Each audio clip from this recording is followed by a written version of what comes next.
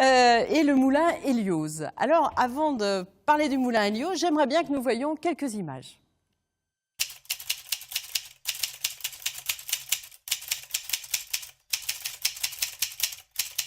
Un espace de coworking, c'est un lieu où les gens viennent travailler, il y a tout ce qu'il faut, les bureaux, etc., la Wi-Fi, mais surtout il y a une animation faite par une facilitatrice qui est donc moi-même au Moulin Hélios.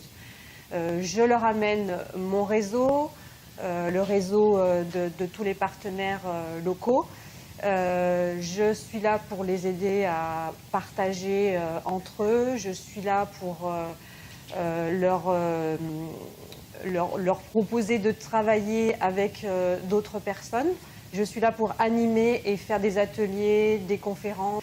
Et le lieu est vraiment un espace comme à la maison où cette créativité, cette productivité peut être développée. Le Moulin Hélios, c'est aussi et surtout la recherche d'une synergie entre tous les coworkers et puis la réalité de la société. Et on bâtit ensemble, à plusieurs, c'est logique, une méthodologie d'intelligence collective. Et en ce moment, eh bien, ça part très fort et on est sur des modes de développement qui nous intéressent énormément et qui intéressent aussi beaucoup nos coworkers parce que ça les sort de l'isolement et ça leur donne une efficacité incroyable. Le Moulin Hélios a ouvert ses portes en septembre 2017. Depuis, on a accueilli à peu près 35 entreprises qui sont soit des indépendants, soit des entreprises plus grosses qui viennent louer des salles pour organiser des séminaires, des séances de travail, etc. Le lieu est dimensionné pour à peu près 70 coworkers et on a 3 salles de réunion qu'on peut louer de 3 personnes, 5 personnes et 16 personnes pour différents formats de réunion. Je crois qu'on en a appris un petit peu. D'ailleurs, nous avons la chance d'avoir sur le plateau des coworkeuses. Coucou les coworkeuses. Oui. Qui sont donc au Moulin Hélios. Alors, Pierre Petitbout, je crois que vous allez bientôt prendre les manettes de cette entreprise.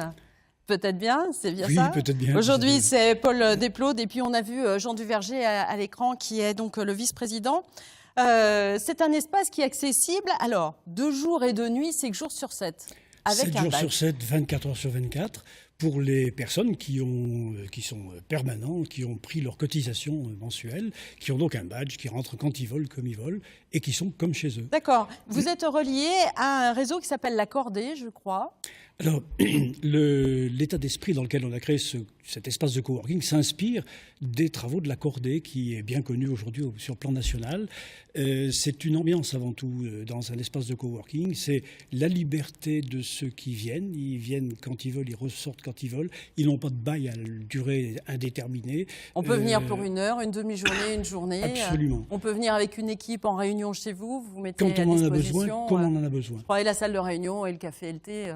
Voilà, tout est à disposition. Aussi. Et alors, Jean Duverger m'a parlé d'un laboratoire d'idées, qui était pour moi une excellente innovation intellectuelle, avec une personne qui peut se présenter chez vous, qui pose une question, qui est la question qu'il n'a pas pu résoudre tout seul.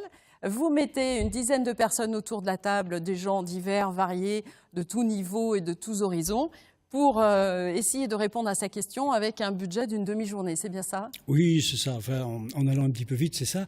Le fond de l'histoire, c'est d'essayer de dynamiser les techniques d'intelligence collective.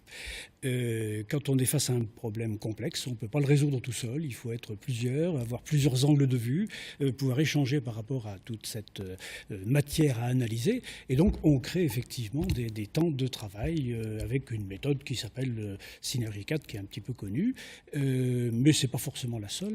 On crée les conditions. On est un petit peu dans le cadre de la facilitation du développement de cette intelligence collective. On est face à des défis de transformation de nos pratiques. D'accord. Donc je rappelle que vous êtes à quel endroit, Maurice?